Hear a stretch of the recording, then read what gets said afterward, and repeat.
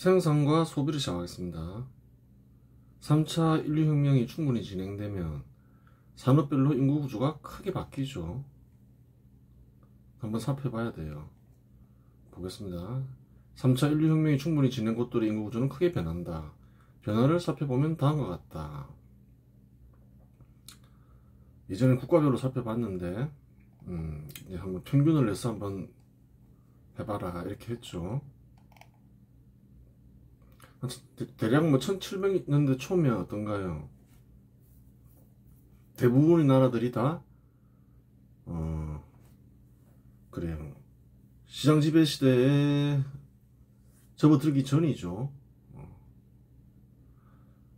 그때 이제 인구 구조를 한번 살펴보는 거예요. 가장 큰 변동을 겪은 곳은 농업이죠.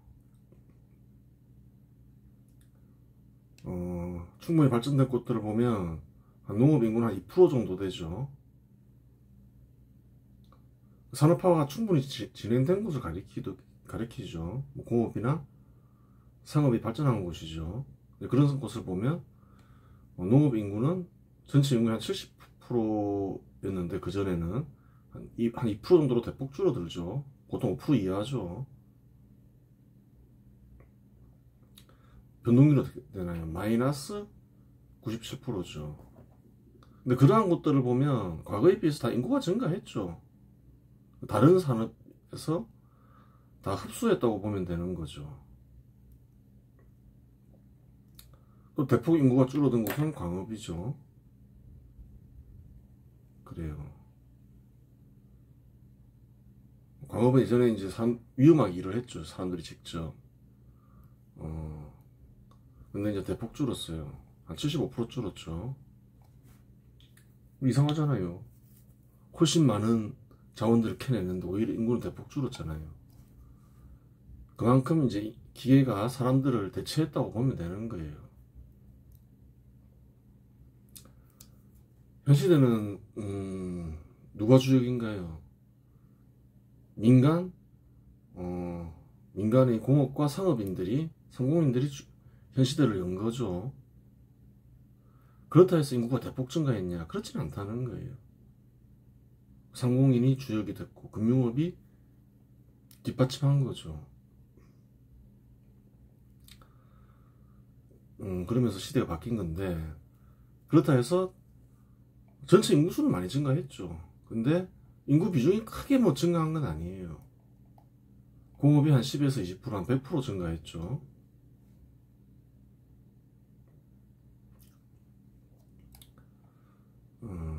근데 인구 비중은 어떤가요? 공업 20%밖에 되지 않는다는 거예요.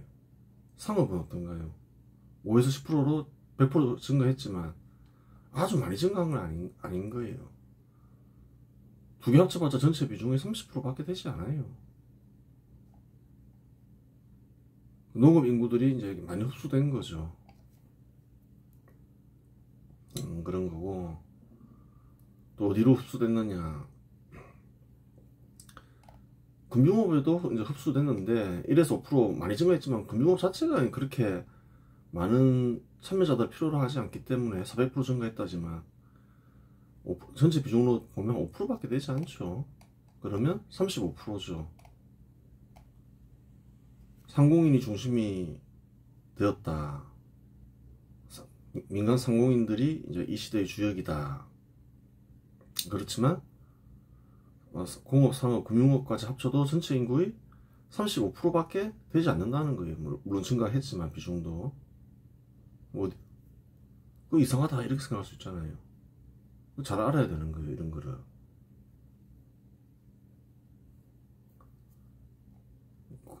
마무리 지으려고 하다가 이제 인구 구조를 넣은 것에는 이유가 있는 거죠. 중요한 변화인 거죠. 그러니까 이런 부분들을 잘 알아야 되는 거예요. 중요한 부분이니까 안 다룰 수가 없었던 거지요. 기타 산업 7에서 50%, 614%가 증가해요. 기타 산업에서. 뭐지? 이렇게 되는 거예요. 상공인이 주역이니까 상공인이 이제 100%면 적게 증가하는 건 아니지만 전체 인구 비중으로 보면 과반수가 안 되죠. 근데 기타 산업에서 50%가 증가했더라. 대폭 증가했더라. 이 무슨 일인가. 이렇게 되는 거죠.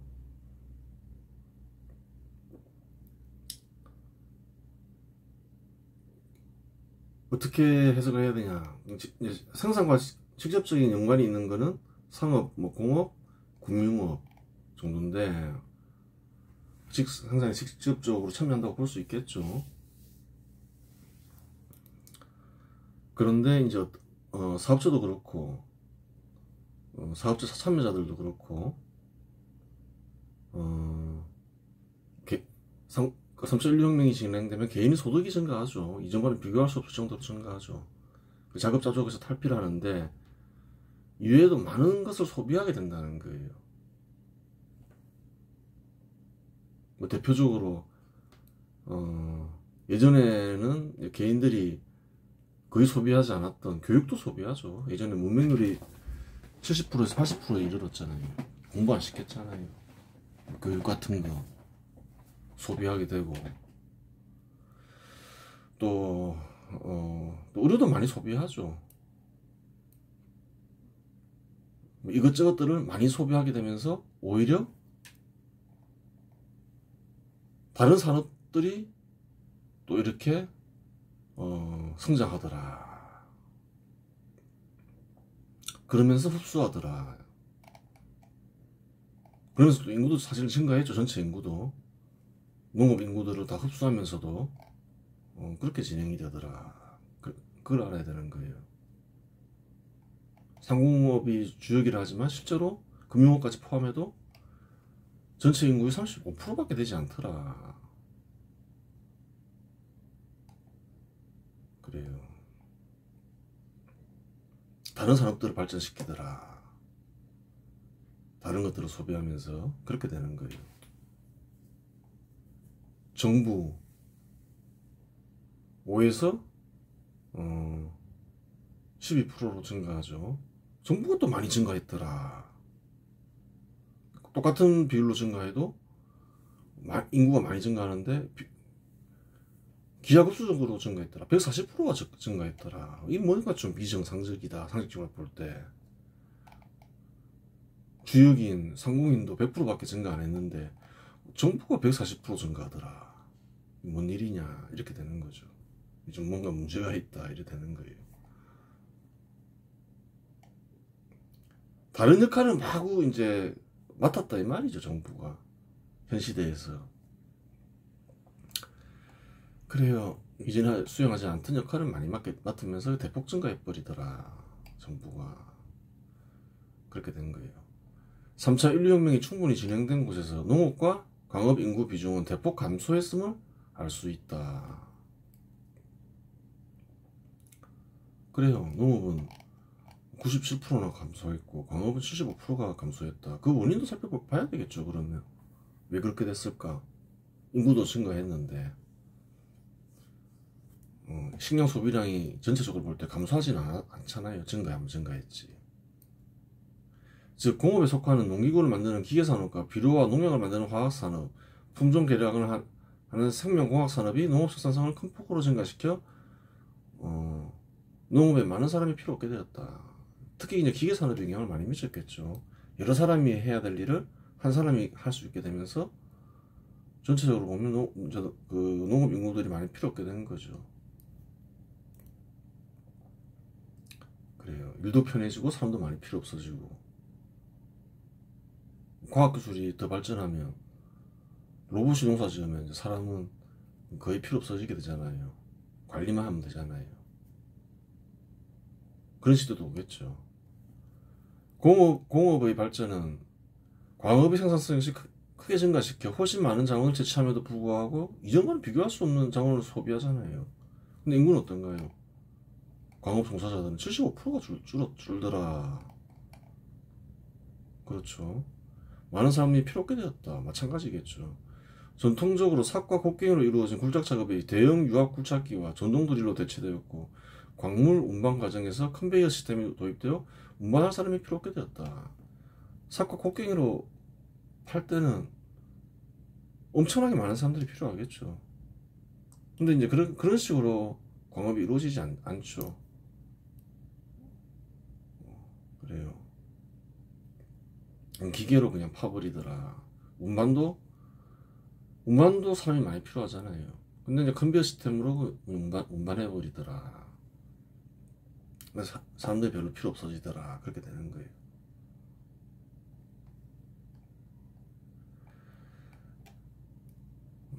상공인과 금융업자가 3차 인류혁명의 주역이고 생산의 주요 역할을 한다고 하지만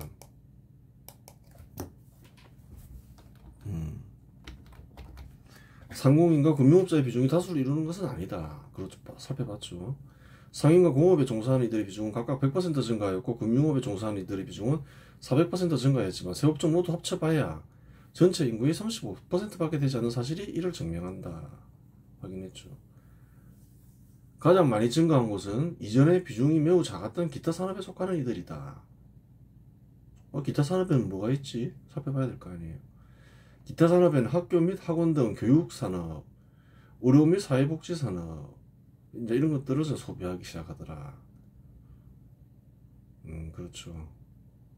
요양원 이런 것도 소비하잖아요. 예전에는 자식들이 이렇게 부양했다면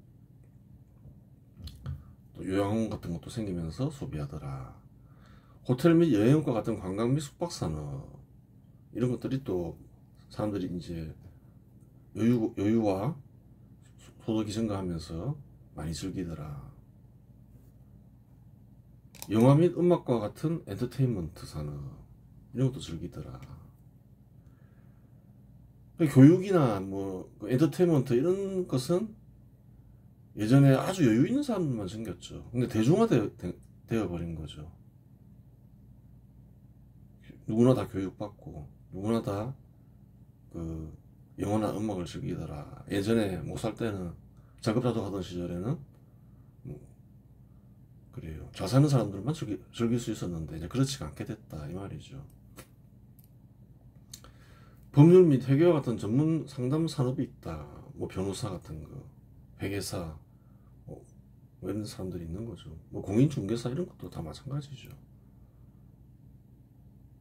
많죠. 이런 업은 변리사 이런 것 이런 다양한 업종들이 생기더라. 다양한 업이 생기더라. 변호사도 옛날에 없던 거잖아요. 고대 농경국가에서는 조선시대 없었잖아요. 변호사 이런 거, 회계사 이런 사람들, 이런 직업들 필요 없었잖아요. 옛날에는. 새로 생긴 거죠.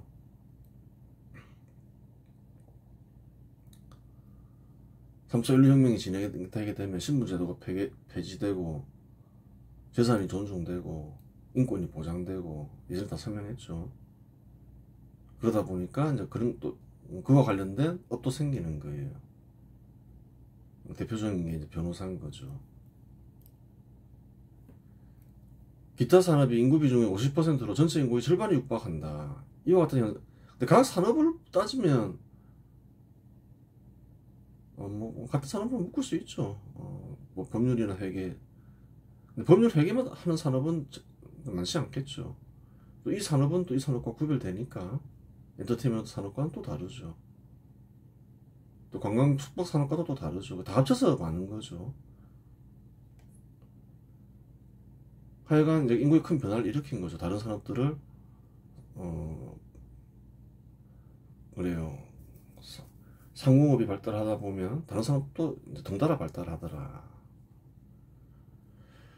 그래요. 기타 산업의 인구 비중이 50% 인구 절반에 육박한다. 이와 같은 현상이 발생한 원인은 생산에 직접 참여하는 개개인의 소득이 증감에 따라 기타 산업에 속한 것들이 소비를 증가시키며 일어난 현상이다. 다른 것들을 소비하게 하더라. 다른 산업들을 발전시키더라. 할 수 있는 거예요. 묶어서 50%지 뭐 좀 나눠서 볼 필요도 있겠죠. 자세히 하려면. 정부 참여자들이 비중의 증가율은 140%에 이르는데 그래요. 이는 상공인의 증가율보다 더 많다. 이는 정부가 이전에 하지 않던 역할을 새로운 정부 기관을 만들어 수행함으로써 발생한 현상이다. 새로 생긴 부서들로 표를 만들면 다음과 같다. 정부가 굉장히 많이 증가한 거예요. 140%면 상공인들보다 더 많이 증가했잖아요. 좀 뭔가 이상하다, 문제가 있다 이렇게 보면 되는 거예요. 증가하는 게 당연할 수도 있고 아닐 수도 있다는 거예요. 필요한 부서가 있을 수도 있고 아닐 수도 있겠죠. 보건 및 사회복지부, 사회복지, 보건복지부, 공공의료 서비스, 사회보장, 고령화 대응, 복지정책 수립. 민주정치를 하다 보면 뭔가요, 선동정치를 하게 되고 필요 없는 일들을 많이 벌리죠. 순위가 1위라는 거예요. 보건에 참여하는 사람들을 가장 많이 늘렸다 이 말은 또 정부기관도 많이 만들었다는 거죠.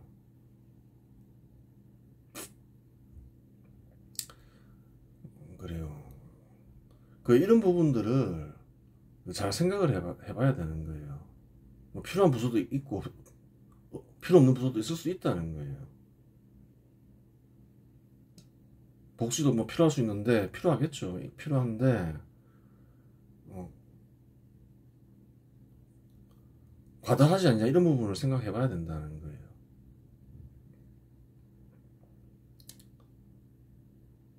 복지가 절로 이루어지는 경우는 어떤 경우인가요? 재산이 누구나 재산을 지니게 되면 재산이 있는 사람들은 특별히 복지가 필요 없는 거죠. 자기 노후를 보장할 수 있을 정도로 재산을 모으면 복지가 필요 없잖아요. 늙어서도. 또 선선적으로 일어나는 복지가 있을 수도 있고. 그런데 예를 들어서 어느 정도 부유해지면 가난해서 자살하는 이들도 있잖아요. 그런 이들에게는 이제 필요하겠죠. 근데 어떻게 복지를 달성할 것인가? 재산을 형성하게 하면, 재산 형성을 장려하면 재산 형성한 사람들은 복지가 필요 없게 되는 거죠. 충분히 재산이 많아지면. 두 번째는 또 어떤 게 있나요? 정책을 시행하더라도 비용이 많이 들어가는 정책이 있고 비용이 안 들어가는 정책이 있다는 거예요. 한국은 어떤가요? 예를 들어서 국민연금 같으면 비용이 많이 들어가는 정책이죠. 왜 그런가요? 노후를 대비시켜야 돼. 강제로 저축해. 뭐 은행이든 뭐든 펀드든. 그러면 어떻게 되나요? 비용이 안 들어가잖아요. 정부 기관을 만들어서 하겠어 이러면 어떻게 되나요? 정부 기관을 유지하는데 돈이 들고 물적 토대가 있잖아요. 또 그 사람들 먹여 살려야 될 거 아니에요. 고용한 사람들. 실제로 복지의 효과는 떨어질 수 있다는 거예요. 왜? 비용이 들어가기 때문에 그런 거예요. 한번 사실은 따져봐야 되는 거예요. 이제 포퓰리즘이 남발하면서 그래요. 필요 없는 기관들이 많이 생겼을 가능성이 굉장히 크죠. 하나하나 따져봐야 되는 거예요. 그 다음에 뭐 경제 및 기술 혁신 뭐 이런 것들은 뭐 필요하니까 뭐 산업정책이죠. 이제 정부가 그래요. 어떤 산업정책이 필요하죠. 정부 지원이 필요하니까. 필요한 것도 있고 없을 수도 있다는 거예요. 정부 새로 생긴 부서.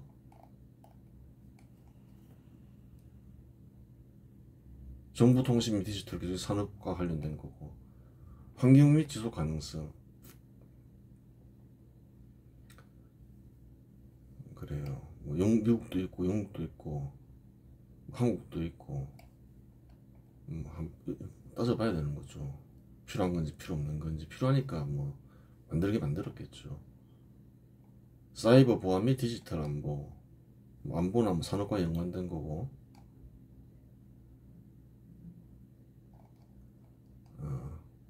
국제협력 및 글로벌 개발,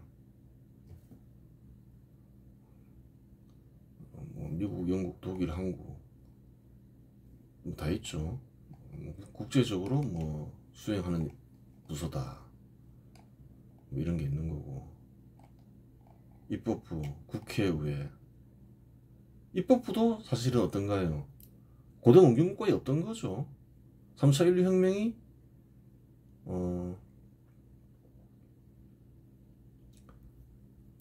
진행되면서 생긴 거죠. 왜 생겼나요? 왜 생겼는지를 잘 알아야 된다는 거예요. 한국에서는 뭐 의원들이 뭐 특권이 있는 것처럼 막 행동하죠. 뭐 특별한 신분인 것처럼, 뭐 반란을 일으켜도 되는 것처럼, 뭐 탄핵 남발하고 그런 게 아니라는 거예요. 사업체의 역사를 설명하면서 눈치챌 사람은 눈치를 채야 되는 거예요. 신분제도를 폐지하고 귀족이나 왕을 견제하기 위해서, 그 농업 세력을 견제하기 위해서 만든 게 사실은 국회라는 거예요. 함부로 인치하지 마라. 귀족이나 왕이 함부로 세금 걷지 마라. 다 살펴보니까 사표 받잖아요. 함부로 세금 걷고 이러니까 폭동 일으키잖아요. 그런 거 하지 마라고 만든 게 국회다. 신분 제도를 폐지하거나 견제하기 위해서 만든 게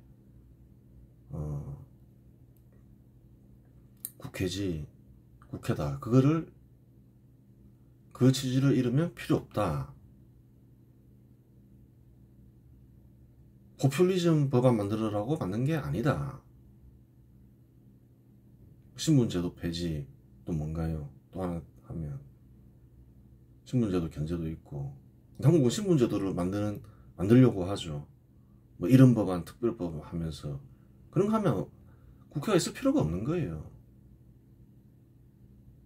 포퓰리즘 법안 만들고 뭐 필요 없는 거죠. 어떤 법을 만들어야 되나요? 원래 취지는 산업 간 평등, 상공업을 육성, 그렇게 하기 위해서 만든 거예요. 신분제도 폐지하고 상공업을 육성하기 위해서 재산 보호하고. 취지를 잃으면 필요 없다. 한국은 별로 필요가 없죠. 필요가 없어요. 한 일도 없을 뿐더러 반대되는 취지로 국회를 운영했잖아요. 없는 게 나아요, 한국은. 그렇게 되는 거고. 그래요. 살펴보았어요.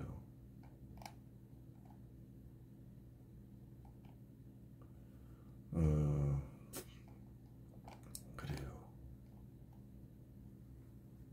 인구가 이런 식으로 변하더라. 핵심은 이제 생산성을 강화시키면서 인구 구조를 보라는 거예요. 상공업이 발달하니까 어떤 일이 생기냐.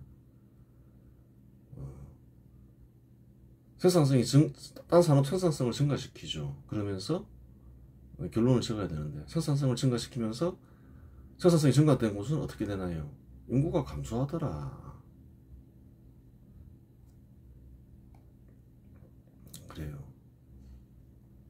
그리고 또 어떤 일이 벌어지느냐. 기타 산업을 크게 발전시키더라. 그러면서 많은 직업들을 생성시키더라. 그걸 알아야 되는 거예요. 상공업을 어떻게 해야 되나요, 그러면? 계속 발전시켜야 되는 거예요. 생산성을 증가시키고. 공업 같은 경우는 이제 기회로 많이 대체되죠. 계속 발전시켜야 되는 거예요. 힘든 일은 줄어들면서 무엇이 증가는 하나요? 기타 산업이 크게 증가하면서 그래요. 새로운 직업들을 만들어낸다는 거예요. 분명히 드러나잖아요. 인구 구조표에서. 근데 새로 생긴 일들은 어떤가요? 괜찮을 수가 있다는 거예요. 농업이나 과금이나 공업보다 일이 좋은 직업들이 많이 생길 수 있다는 거예요. 공장에서 일하는 게 좋아요. 교육산업에서 일하는 게 좋아요. 의료업, 뭐 호텔업, 여행업, 전문적인 일. 그렇죠. 그렇게 된다는 거예요. 그래요. 딱 보면서 어떻게 바뀌는구나. 무슨 일에 집중해야 되는구나.